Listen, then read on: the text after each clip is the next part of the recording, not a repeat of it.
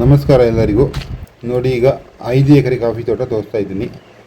ಈ ತಾರ್ ರೋಡಿಂದ right side gate ಇದೆ. ಈ ರೋಡ್ ಉದ್ದಕ್ಕೆ ಸಿಗುತ್ತೆ. 5 ಎಕರೆ ತಾರ್ ರೋಡ್ ಪಾಯಿಂಟ್ ಇದು.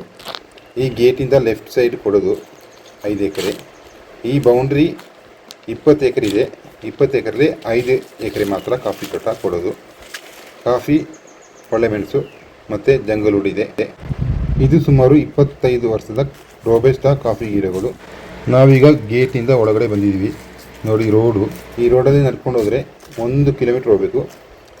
ಲೇಬರ್ ಕೊಸ್ಟು, ಮನೆ ಮತ್ತು ಕೆರೆ ಎಲ್ಲ ಇದೆ. ಅದು ನಮಗೆ ಕೊಡೋದಿಲ್ಲ.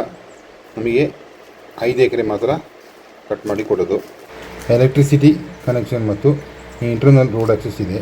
ಟೋಟಲ್ ಏರಿಯಾ 5 ಏಕರ್ ರೆಕಾರ್ಡ್ ಇರೋದು.